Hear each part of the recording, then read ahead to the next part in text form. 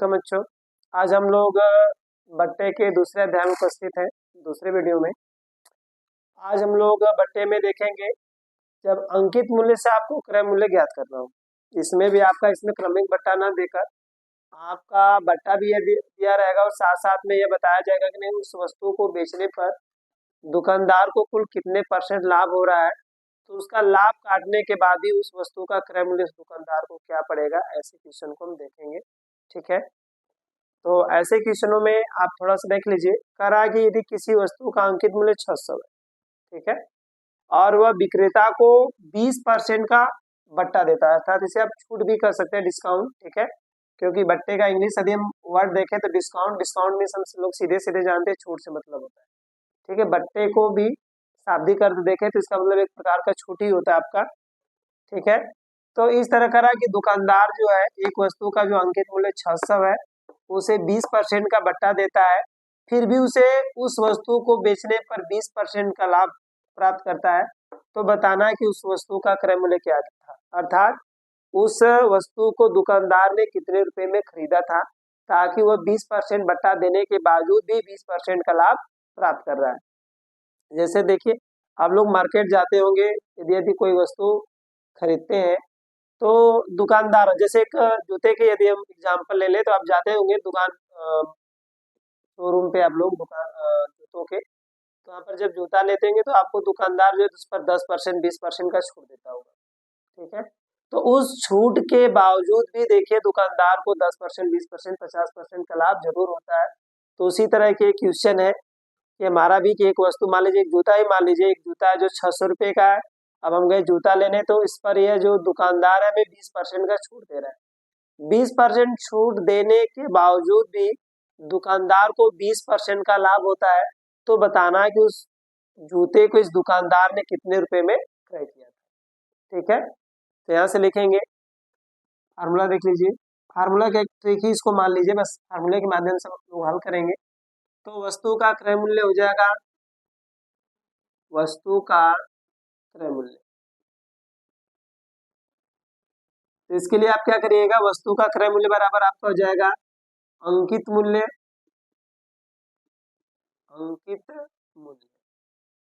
फिर इसके बाद करिएगा 100 माइनस बट्टा, 100 माइनस बट्टा, जितने भी रुपए का रहेगा बट्टा आप माइनस कर देंगे।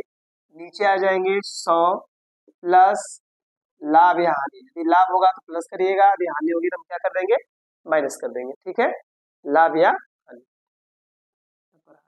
हानि भी लिख दे रहे हैं, लाभ तो प्लस करिएगा, यदि हानि होगा तो माइनस। तो ऐसे में स्थिति में हमेशा लाभ ही होता है, ठीक है। क्योंकि आप जानते हैं कोई भी दुकानदार कभी भी हानि पर सौदा अपना नहीं करता है, अधिकांशतः जब भी करेगा तो वह आपको छूट दे रहा है तभी जान लीजिए कि वह लाभ पर ही आपको बेचेगा, इसलिए 90% आपको प्लस ही मिलेगा, ठीक है। तो यहाँ पर आइए, कह रहा है कि वस्तु का अंकित मूल्य हमारा कितना दिया है, 600 दिया है। तो हम यहाँ पर हम यदि पहले सवाल को देखें तो अंकित मूल्य 600 रखेंगे, ठीक है, 600। फिर करेंगे 100 माइनस बट्टा, तो यहाँ पर देखिए 20% का बट्टा है, ठीक है। तो यहाँ परसेंटेज हटा के रखेंगे, कितने % का बट्टा में लगा है, 20% का, तो यहाँ पर -20 कर लीजिए। अपान करिएगा 100 प्लस लाभ, तो देखिए कितने % का हमें लाभ हुआ है, 80% का लाभ हुआ है, सॉरी 20% का। तो यहाँ पर हम +20 कर लेंगे। अब इसको सॉल्व करेंगे तो ऊपर आपका हो जाएगा 600 गुणे, देखिए यहाँ पर माइनस करेंगे तो 80 होगा, और नीचे सॉल्व करते हैं तो हमारा 120 हो जाएगा। कितना हो जाएगा, 120। यहाँ से हम इसको कटाएं तो देखिए 0 0 से कट जाएगा, 12 पचे 60 हो जाएगा। तो इस तरह हो गया आपका 5 गुणे 80, गुणा कर लेंगे 8 पचे 40। तो वस्तु का मूल्य कितना हो गया, 600 रुपये, सॉरी 400 रुपये। वस्तु का मूल्य कितना आ गया, 400। अर्थात दुकानदार ने इस वस्तु को या इस जूते को 400 रुपये में खरीदा था, ठीक है, और उसका मूल्य कितना निर्धारित किया, 600 रुपये, और वह उस पर 20% का छूट देकर भी कितने % का लाभ कमा ले रहा है, 20% का, ठीक है। तो आइए अगला क्वेश्चन देखते हैं, इसी तरह का है, सेम टू सेम आप लोगों को प्रैक्टिस के लिए लिया गया है। तो आप लोगों को 1 मिनट का मैं समय दे रहा हूँ, जल्दी से इस क्वेश्चन को सॉल्व करके बताइए आंसर क्या आपका मिलेगा, ठीक है। तब तक हम लोग प्रश्न देख ले रहे हैं। कह रहा है कि एक घड़ी का अंकित मूल्य 1600 रुपये है। जो घड़ी हमारी है उस पर जो अंकित मूल्य 1600 का है, अब दुकानदार उस पर 25% का छूट देता है, ठीक है, और उसे भी 20% का लाभ होता है, ठीक है। एक दुकानदार 1600 रुपये की घड़ी के जो अंकित मूल्य है उस पर 25% का बट्टा देता है, फिर भी उसे बेचने पर 20% का लाभ होता है। तो हमें बताना है कि घड़ी का अंकित मूल्य क्रय मूल्य क्या होगा।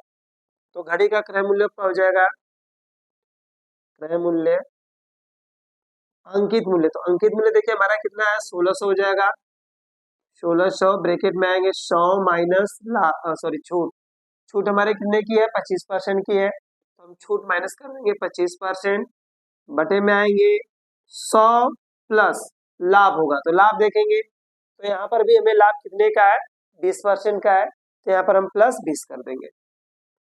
सॉल्व करेंगे तो आपका हो जाएगा 1600 गुणे, भी यहाँ पर माइनस करते हैं हम, तो हमें मिलेगा 75 बटे में, नीचे सॉल्व कर लीजिए 180 हो जाएगा, सॉरी 120 होगा, 180 नहीं 120। यहाँ पर देखिए 0 0 से कट जाएगा। अब देखिए 12 से कटता है कि नहीं कटेगा, नहीं कटेगा तो पहले आप 4 से कटा लीजिए, 4 3 12 हो जाएगा, यहाँ पर 4 चौका 16 40 हो गया। 3 से हम 75 को कटाते हैं तो 3 दूनी 6 हो जाएगा और 3 5 15 25 हो गया। तो इस तरह हमें वैल्यू मिल गई 40 गुणते 25, यदि 25 का गुणा करते हैं तो 25 चौका 100 आ गया हमारा कितना 1000 रुपया। अर्थात इस वस्तु ये हमारी क्या थी, ये जो हमारी घड़ी है, इस घड़ी का जो अंकित मूल्य है या कहेंगे क्रय मूल्य है वह 1000 रुपये है। अर्थात दुकानदार इसे 1000 रुपये में क्रय करके लाया है और हमें 25% का छूट देकर भी 20% का लाभ कमा रहा है, ठीक है। तो आई होप कि इस तरह के जो क्वेश्चन आप लोगों को मिलेंगे सॉल्व करने के लिए परीक्षा में, तो आप बहुत जल्द से इसको सॉल्व कर लेंगे, ठीक है। इसमें आज हम लोग देखेंगे कि यदि किसी भी वस्तु का विक्रय मूल्य दिया हो तो हम उस वस्तु का अंकित मूल्य कैसे निकालेंगे। यहाँ पर हमें पहले से ही उस वस्तु का विक्रय मूल्य मालूम होगा और हमें उसकी सहायता से अंकित मूल्य ज्ञात करना पड़ेगा कि उस वस्तु का अंकित मूल्य हम कैसे निकालेंगे, ठीक है। यहाँ पर देखिए करा कि यदि कोई वस्तु 20% की छूट पर बेची जाती है, अंकित मूल्य पर हमें 20% की छूट देकर उसे बेचा जा रहा है कितने रुपए में 24 रुपए में, तो आपको बताना उस वस्तु का अंकित मूल्य क्या होगा। तो यहाँ पर देखिए सीधे सीधे आपका दिया हुआ है कि अंकित मूल्य पर 20% की छूट देकर हम उस वस्तु को 24 रुपए में बेच रहे हैं, तो हमारा अंकित मूल्य क्या होगा। तो अगले वीडियो में आपने देखा था कि हमें अंकित मूल्य मालूम था, छूट मालूम थी, विक्रय मूल्य ज्ञात करना होता था। अब इसमें सेम उसका उल्टा दे दिया है, कह रहा है कि यदि कोई वस्तु का विक्रय मूल्य दिया और छूट दिया हो तो उसका अंकित मूल्य क्या होगा। तो सेम फार्मूला, बस थोड़ा सा इसमें चेंजिंग आपका हो जाएगा, ठीक है। तो आइए देखते हैं वह क्या परिवर्तन है ताकि हम अपने क्वेश्चन को अच्छी तरह से समझकर सॉल्व कर सके। तो अगले वीडियो में देखिए आपने सॉल्व किया था विक्रय मूल्य ज्ञात करना, ठीक है। तो यहाँ पर हमारा विक्रय मूल्य होता था विक्रय मूल्य, तो विक्रय मूल्य का फार्मूला होता है आपका विक्रय मूल्य अंकित मूल्य, अंकित मूल्य, इसके बाद आपका होता है 100 माइनस बट्टा, जितने का भी बट्टा होता है बट्टा यहाँ पर माइनस कर देते हैं, अब बटे में आपका होता है 100, ठीक है। यह हमारा है क्या विक्रय मूल्य निकालने का एक छोटा सा फार्मूला। अब यहाँ पर हमें विक्रय मूल्य मालूम है, अंकित मूल्य पूछ रहा है, तो इसलिए अंकित मूल्य का यदि हम फार्मूला बनाए, ठीक है, तो अंकित मूल्य बराबर हमारा फार्मूला बन जाएगा विक्रय मूल्य, विक्रय मूल्य देखिए फार्मूला इसलिए हम आपको समझा रहे हैं ताकि ट्रिक भूल जाती है लेकिन फार्मूला आपको भूलेगा नहीं, क्योंकि एक फार्मूला की सहायता से दूसरा फार्मूला जब भी निकालना आपको मालूम होना चाहिए ताकि हमारा अधिक से अधिक फार्मूले याद ना करने पड़े। तो यहाँ से अंकित मूल्य बराबर आपका हो जाएगा विक्रय मूल्य गुणे 100, नीचे कर दीजिएगा 100 माइनस बट्टा, ठीक है बच्चों। तो यहाँ पर देखिए अब सवाल को देखेंगे, तो कह रहा है कि वस्तु हम कितने रुपए में बेच रहे हैं 24 रुपए में बेच रहे हैं, तो यहाँ पर हमारा हो जाएगा विक्रय मूल्य 24 गुणते 100 करेंगे, बटा में हमारा हो जाएगा 100 माइनस, अब देखिए हमें लाभ कितने का हुआ है, हमें लाभ हुआ है 20% का, लाभ कितने का हुआ है 20% का, तो यहाँ पर हम माइनस 20 कर देंगे, ठीक है। तो इस तरह यहाँ पर हो जाएगा आपका 24 गुणते 100, नीचे यदि माइनस करते हैं तो आपका 80 हो जाएगा, 0 0 से कटेगा, 8 3 के 24, तो इस तरह आपका हो जाएगा 3 गुणे 10। यदि हम 3 का 10 में गुणा करते हैं तो हमारा कितना आ जाएगा 30, अर्थात उस वस्तु का जो अंकित मूल्य है वह 30 रुपये है। ठीक है, यहाँ पर हमें निकल गया वस्तु का अंकित मूल्य कितना 30 रुपये। ठीक, अर्थात 30 रुपये की वस्तु पर 20% का छूट देकर हम इसे 24 रुपये में बेच रहे थे। अगला क्वेश्चन इसी पर एक और लिए है, करा कि वस्तु के अंकित मूल्य पर 2.5% की छूट दिया जाता है। ठीक है, या हम 2.5% का बट्टा देते हैं तो उस वस्तु को हम 39 रुपये में बेच रहे हैं। ठीक है, उस व्यक्ति ने यहाँ पर बेचा रहेगा, में बेचा। ठीक है, तो वस्तु का अंकित मूल्य कितना होगा। ठीक, फिर समझेंगे। कर एक वस्तु का अंकित मूल्य जो है, अंकित मूल्य पर उसे 2.5% की छूट दी जाती है, अर्थात बटा दिया जाता है। तो हमें बताना है यदि उस वस्तु को 39 रुपये में बेच रहे हैं तो उस वस्तु का क्रय मूल्य क्या होगा या अंकित मूल्य क्या होगा। तो अंकित मूल्य निकालेंगे तो आपका हो जाएगा क्वेश्चन नंबर 2 आपका है अंकित मूल्य बराबर अंकित मूल्य। तो अंकित मूल्य बराबर आपका हो जाएगा विक्रय मूल्य। तो देखिए विक्रय मूल्य हमारा 39 रुपये है, गुणते आपको 100 करना है, नीचे आपका हो जाएगा 100 माइनस क्या बट्टा। तो बट्टे कितने का 2.5 रुपये का है, तो एक सही 1/2 हो जाएगा। इसको सॉल्व करिएगा तो आपको हो जाएगा 39 गुणते 100 बटे में 100 माइनस 2 दूना 4 1 5 हो जाएगा, 5/2। ठीक है, तो दो यहाँ पर लसन लेके हम दो को ऊपर भेज दे रहे हैं।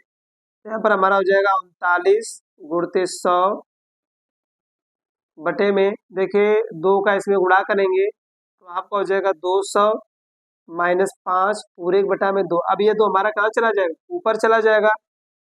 तो इस तरह हो जाएगा आपका 39 गुणते 100 गुणते 2। अब बटे में देखिए 200 में से हम 5 माइनस करेंगे तो कितना जाएगा हमारा 195। अब इसको सॉल्व करिए, 195 आ गया। तो पहले हम क्या करते हैं, इसको 5 से ही कटा ले रहे हैं। यदि आप इसको 5 से घटाएंगे तो यहाँ पर हमें 20 मिल जाएगा, यहाँ पर मिल जाएगा 5 तिया 15, इसके बाद 4 बचेगा, 5 9 45। तो 39 से हमारा क्या होगा कट जाएगा। इस तरह हमारा आ गया 20 गुणते 2। ठीक है, तो 20 दूनी के 40 रुपये, अर्थात इस वस्तु का जो अंकित मूल्य है वह 40 रुपया होगा। कितना होगा, वस्तु का जो हमारा अंकित मूल्य है वह 40 रुपया होगा। और 40 रुपये का यदि हम 2.5% का बट्टा देते हैं तो हमारा 1 रुपये का छूट आएगा और वह वस्तु हमें पड़ जाएगी कितने में 39 रुपये में। तो आई होप कि ये वीडियो आप लोगों को बहुत ही पसंद आई होगी और इस तरह के क्वेश्चन आप देखते देखते सॉल्व कर लेंगे। ठीक है, देखिए इन क्वेश्चनों को सॉल्व करने में बहुत ज़्यादा समय नहीं लगेगा, बस कैलकुलेशन बचता है। कैलकुलेशन तो हर सवाल में आपको करना ही पड़ेगा। यहाँ पर हमने सब आपका फार्मूला बना के बस दे रहे ताकि आप फार्मूला याद रखिए और उस पर क्वेश्चन आपका क्या सॉल्व हो जाए। ठीक है, तो आई होप कि ये वीडियो आप लोगों को पसंद आई होगी। ठीक है, अगले वीडियो में लोग पुनः उपस्थित होते हैं, तब तक के लिए नमस्कार।